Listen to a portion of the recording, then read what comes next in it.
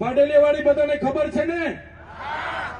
આપણા આદિવાસીઓના ઝૂંપડા તોડવા માટે વન વિભાગના કર્મચારીઓ પોલીસ અધિકારીઓને લઈને ગયા, લાઠીચાર્જ કર્યો, 27 જેટલા ટીયર ગેસ છોડ્યા, 50 રાઉન્ડ ફાયરિંગ કર્યું અને આપણા આદિવાસીઓએ આપણી અસલી ઓળખ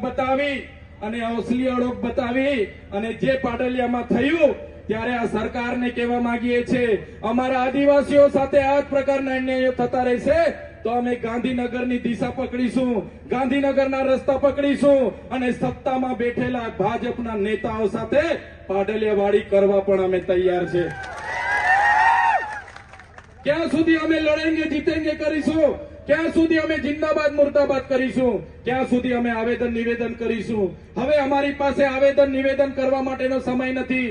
અમારે શિક્ષકો માટે આંદોલન કરવું પડે, અમારે પીવાના પાણી માટે આંદોલન કરવું પડે, અમારે સિંચાઈના પાણી માટે આંદોલન કરવું પડે, અમારે રોડ રસ્તા માટે આંદોલન કરવું પડે, અમારે રોજગારી માટે આંદોલન કરવું પડે, અમારે પાકના ભાવ માટે આંદોલન કરવું પડે, અમારી જમીનો બચાવવા માટે આંદોલન કરવું પડે. તો હવે આંદોલન જિંદાબાદ મુર્દાબાદ લડેંગે જીતેંગે બંધ. હવે આ સરકાર સામે પાડલિયાવાડી કરવા માટે બધાએ તૈયાર થઈ જવું પડશે.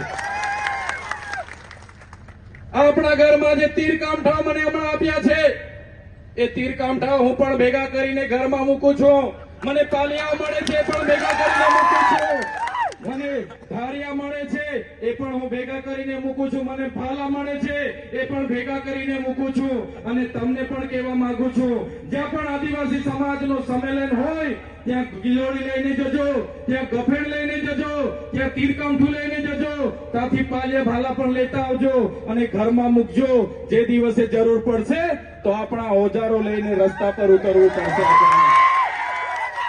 આ સરકારને આ મંચ પરથી કહેવા માંગીએ છે, અમારા ઘરમાં મૂકેલી એ ચાહે ગિલોડી હોય, એ ચાહે ગફેણ હોય, એ ચાહે તીરકામઠા હોય, એ ચાહે ભાલા હોય, એ ચાહે પાલિયા હોય, એ ચાહે ધારિયા હોય, એ અમે અમારા ઘરમાં શણગાર માટે નથી મૂક્યા.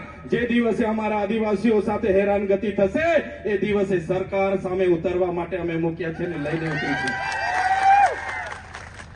સાથીઓ, આજે મેં તમને કહેવા માટે આવ્યો છું, 30 વર્ષ સુધી આપણે બધા ભાજપ કરીને કોંગ્રેસ કરીને એમને આપ્યા છે. આગળ 50 વર્ષ એક હપ્તું કોંગ્રેસનું શાસન હતું. હમણાં 30 વર્ષથી તાલુકા પંચાયતથી લઈને કેન્દ્ર સુધી છેલ્લા 11 વર્ષથી ભારતીય જનતા પાર્ટીનું શાસન છે. સંવિધાનમાં આપણને આર્ટિકલ 335 અંતર્ગત અનામત મળી છે. 15% અનામતનો આજે અમલ નથી થતો. 100 માંથી જો 15% આદિવાસીઓને લેવાનો જે આપણો કોટો છે એમાં 40% માર્કની આ લોકોએ કટઅપ મૂકી દીધું છે. એના લીધે આપણા વર્ગ 3ના કોઈ પણ હોય, તલાટી હોય, ગામ સેવક હોય કે પોલીસ અધિકારીઓ એ જગ્યા ભરાતી નથી. જે પ્રકારે આપણને રિઝર્વ મળ્યું છે એનો અમલ થતો નથી. તમે આજે જોતા હશો આપણને જે કાસ્ટ સર્ટિફિકેટો મળી છે એને પણ આ ભાજપના લોકોએ આખા ગુજરાતમાં લાખોની સંખ્યામાં મેળવડા કરીને એમણે વિતરણ કર્યા છે. જેના કારણે આદિવાસીઓના કોટામાં બિન આદિવાસીઓ, ખોટા જાતિના પ્રમાણપત્ર લેનારા બોગસ આદિવાસીઓ આજે શિક્ષણમાં અને નોકરીઓમાં ઘૂસેલા છે. આજે આપણા વિદ્યાર્થીઓને જે પોસ્ટ મેટ્રિક શિષ્યવૃત્તિ મળતી હતી એ પણ મેનેજમેન્ટ કોટા અને વેકેન્ટ કોટામાં આજે છેલ્લા 1 વર્ષથી બંધ કરી દેવામાં આવી છે.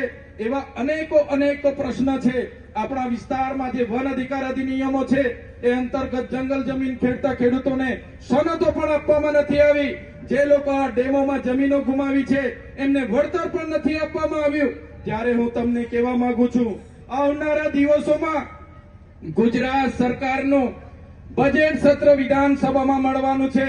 ત્યારે 16 ફેબ્રુઆરીથી લઈને 26 માર્ચ સુધી મળનારા બજેટ સત્રમાં જો સરકાર આદિવાસીઓના વર્ષો જૂના પ્રશ્નોનું નિરાકરણ નહીં આવે, અમારી આગેવાનીમાં ખૂબ મોટા આંદોલનો થવાના છે અને તમને આહવાન કરીશું એ દિવસે તમારે ગાંધીનગર પહોંચી જવાનું છે.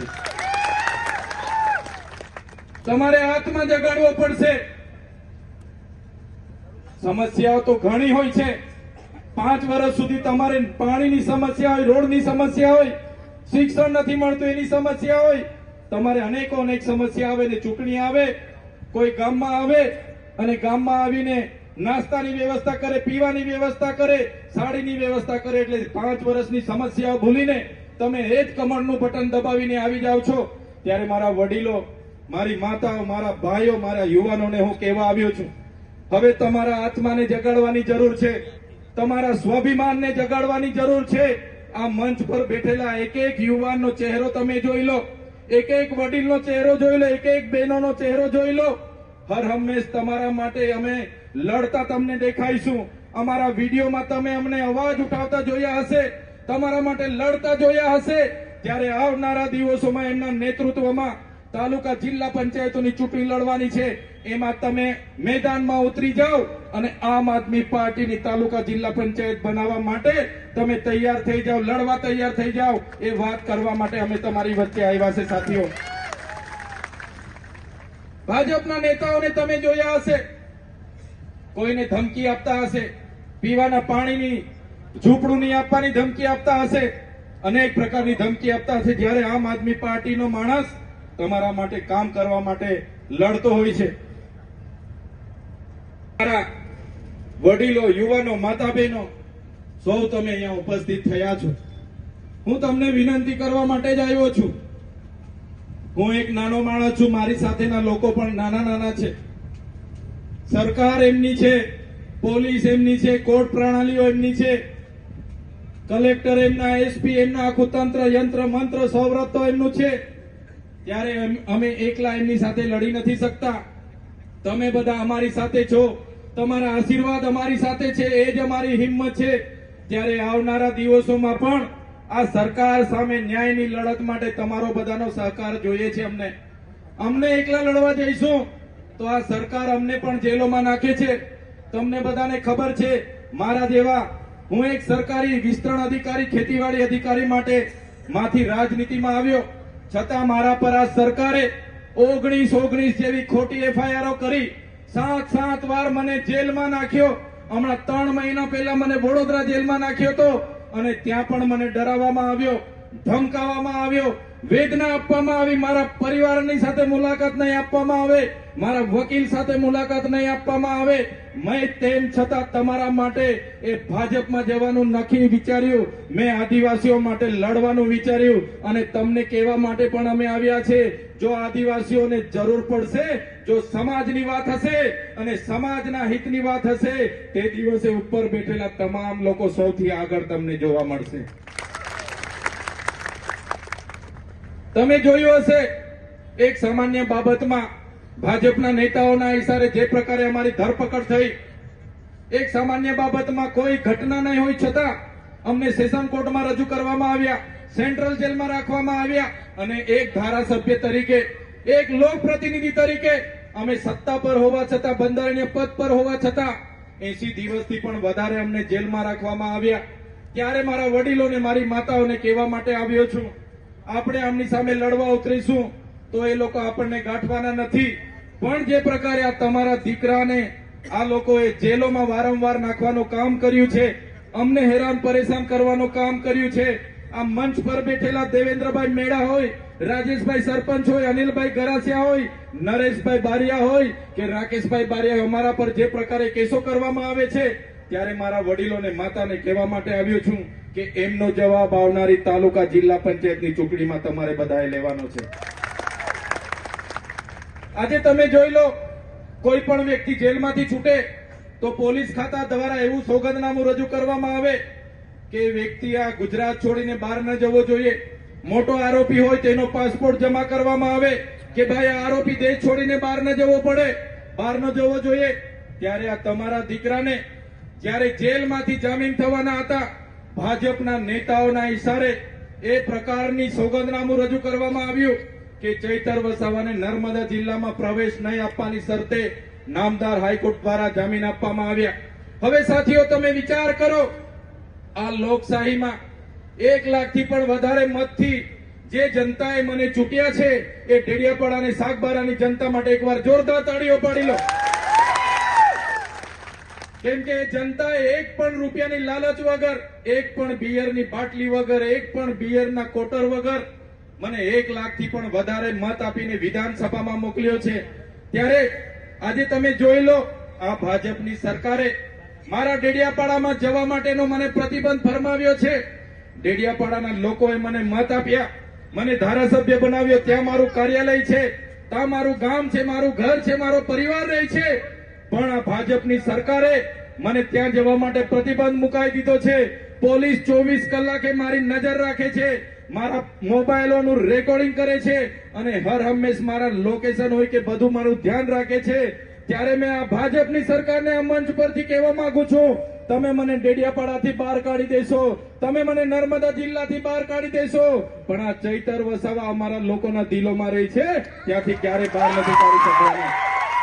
જેમણે આયોજન કર્યું હતું એ ઘણો લાંબો હતો અને પહોંચતા વાર લાગી છે, પણ અહીંયા તમારી સૌની ઉપસ્થિતિ, હજારોની ઉપસ્થિતિ એ દર્શાવે છે કે આવનારી તાલુકા જિલ્લા પંચાયતોમાં, દાહોદ જિલ્લા પંચાયત હોય કે દાહોદ જિલ્લાની તમામ તાલુકા પંચાયતો હોય, આવનાર દિવસોમાં આ તમારી ઉપસ્થિતિ ખાતરી આપે છે કે તમામ તાલુકા પંચાયતો અને તમામ જિલ્લા પંચાયતોમાં પરિવર્તન આવવાનું છે અને આમ આદમી પાર્ટી આવનારા દિવસોમાં સત્તામાં આવવાની છે. હમણાં આગળ રાકેશભાઈ બારિયાએ કીધું કે આ ત્રીજું મેદાન છે. આગળ કોઈ સરપંચને મળ્યા, એમણે કીધું કે કઈ વાંધો નહીં, અભિપ્રાય સહમતિનો મળી જશે. સરવાઈ ગ્રાઉન્ડ પર જયારે સભા યોજી, ગઈકાલ સુધી સરપંચે કીધું કે અભિપ્રાય તમને સહમતિનો અમે આપી દઈશું, અમારી સહમતિથી તમે ચૈતરભાઈ વસાવાની સભા કરી લો. પણ ભાજપના નેતાઓ એને ડરાવ્યા, એને ધમકાવ્યા, એમને કીધું કે તમને ગ્રાન્ટ નહીં આપવા દઈશું, અમારી સરકાર છે, તમારા પર તપાસ કમિટી બની જશે, તમે અહીંયા સભા કરવા દેશો તો તમારા પર ઇન્કવાયરી થશે. અને સરપંચ ડરી ગયા. આગેવાનોને કીધું સરવાઈના ગ્રાઉન્ડ પર નહીં કરતા, મારી અસહમતિ છે, કાયદો અને વ્યવસ્થા બગડશે ત્યારે મારી જવાબદારી નહીં બનશે. અને તમે વિચાર કરો, માત્ર 18 થી 20 કલાકની અંદર આપણે આખું સ્થળ બદલવું પડ્યું. તમે બધા સભાની સરવાઈની તૈયારી કરતા હતા, અમારા શૈલેષભાઈ ભાંભોર હોય, અમારા દેવેન્દ્રભાઈ મેડા હોય, અમારા કૃષ્ણાભાઈ ચારેલ હોય, અમારા આ વિસ્તારના કેતનભાઈ બામણિયા હોય, એમણે સ્થળ બદલી કાઢ્યું એટલે ચિંતામાં હતા કે ક્યાં કરીશું, ક્યાં કરીશું, ક્યાં કરીશું. પણ એ તમામ આગેવાનોની ટીમને અભિનંદન આપું છું. જે ક્રાંતિકારી ધરતી પર તમે સભા કરી છે, આવનારા દિવસોમાં ક્રાંતિની શરૂઆત પણ ગરબાડાની અહીંથી શરૂઆત થવાની છે. મારા પર ફોન હતો, મેં પણ ચિંતામાં હતો. નરેશભાઈ, રાકેશભાઈ બધા ચિંતા કરતા, સાહેબ કાર્યક્રમનું શું કરીએ? મેં કીધું ચૈતર વસાવા જાહેરાત કરે છે, એ ચાહે ગુજરાત સરકાર હોય, એ ચાહે કલેક્ટર હોય, એ ચાહે ડીડીઓ હોય, એ ચાહે એસપી હોય, કોઈ પણ ના પાડે, પણ ત્યાં ચૈતર વસાવા જઈને સભા કરે છે, પાછળ પાણી કરતા નથી. એટલે મેં કીધું સભા તો થશે જ. સભા અમારા ખેડૂતો મને જગ્યા આપશે અને જે ખેડૂતે આ જગ્યા આપી છે એ ખેડૂતને ચૈતર વસાવાના સલામ કરું છું, તમને અભિનંદન કરું છું. સાથીઓ, દાહોદના અમારા આગેવાનો પર આ ભાજપના નેતાઓ પોલીસ અધિકારીઓને દબાણ કરે કે પેલા પર કેસ કરો, પેલા પર એફઆઈઆર કરો, પેલાને જેલમાં નાખો. અમારી સાથે જેલ અને કેસની રમત ચાલે છે. પણ આ મંચ પરથી એ ભાજપના નેતાઓને કહેવા માંગુ છું, તમને બેઠા એટલું જ અમારી સાથે હેરાનગતિ કરજો. અમે વ્યાજ સાથે હિસાબ કરવા વાળા લોકો છે, તમારા હિસાબ અમે કરી દઈશું. અમે તો 4-5 મહિના જેલ વેઠી લે એવા લોકો છે.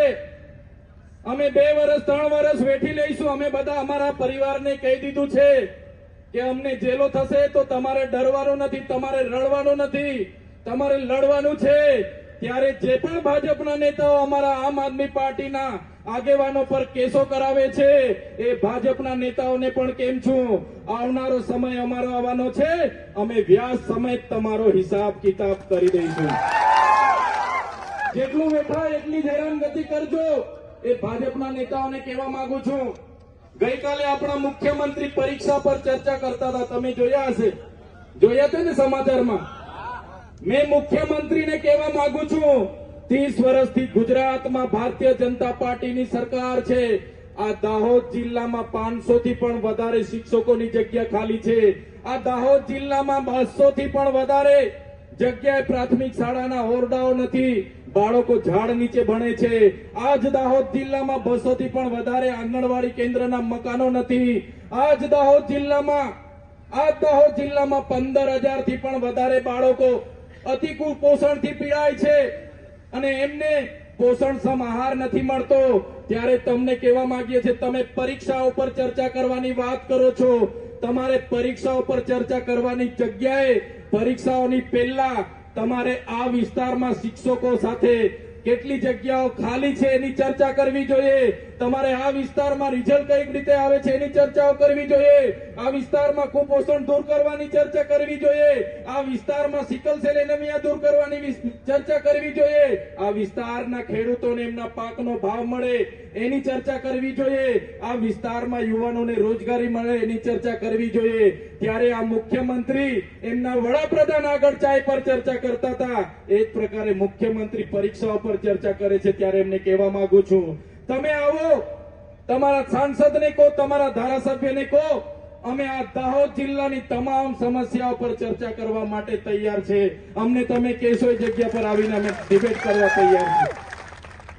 સાથીઓ, દાહોદ જિલ્લાનું જેટલું પણ બજેટ બને છે, એ ચાહે ગુજરાત પેટર્નનું બજેટ હોય, એ ચાહે આદિ આદર્શ ગ્રામનું બજેટ હોય, એ ચાહે એટીવીટીનું હોય, વિકાસ દિનનું હોય, એ ચાહે ટ્રાઇબલનું બજેટ હોય, એ ચાહે મનરેગાનું બજેટ હોય, બધું જ બજેટ આ ભાજપના નેતાઓના પેટમાં જાય છે, આ અધિકારીઓના પેટમાં જાય છે. એટલા માટે આપણા બાળકો આજે કુપોષણથી પીડાય છે.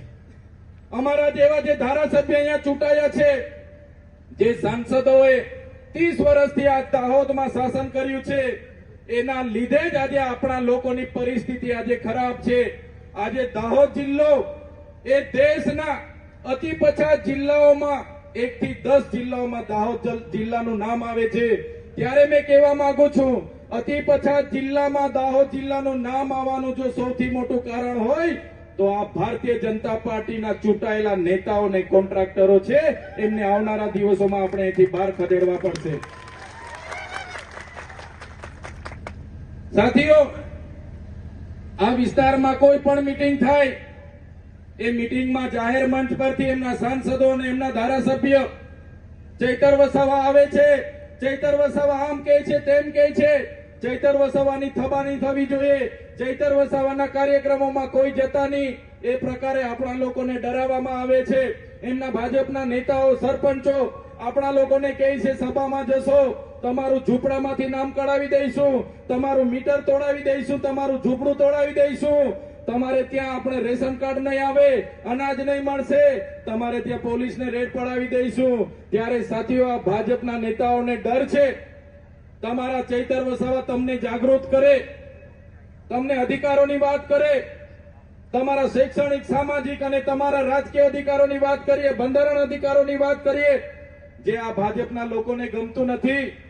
એટલા માટે આ સભા ન થાય, એના માટે તમને પણ ડરાવવામાં આવે છે. પણ આ ચૈતર વસાવા મંચ પરથી કહેવા માંગે છે, એ ભાજપના નેતાઓનો હવે અંતનો સમય છે. આજે તમારી ઉપસ્થિતિ બતાવે છે કે આવનારી તાલુકા જિલ્લા પંચાયતો હશે કે આવનારી વિધાનસભા હશે, દાહોદ જિલ્લામાંથી ભારતીય જનતા પાર્ટી હોય કે કોંગ્રેસ હોય, એના સુપડા સાફ થઈ જવાના છે. તમે જોયું હશે, ગાંધીનગરનું સચિવાલય હશે કે ગાંધીનગરની વિધાનસભા હશે, અમદાવાદની હાઈકોર્ટ હશે કે પોલીસ ભવન ગાંધીનગરનું હશે, આપણી કલેક્ટર કચેરી હશે કે એસપી કચેરી હશે, તમામ કચેરીઓમાં દાહોદના આદિવાસી સમાજનો પસીનો છે. આદિવાસી સમાજે આ વિસ્તારમાં જ્યારે નેશનલ હાઈવે 56 કાઢવાનો હતો, આ વિસ્તારમાંથી નહેરો કાઢવાની હતી, હાઈ ટેન્શન લાઈનો કાઢવાની હતી, આ વિસ્તારમાં ડેમો બનાવવાના હતા, ત્યારે આખાને આખડા ગામડા આપણા લોકોએ ખાલી કર્યા છે.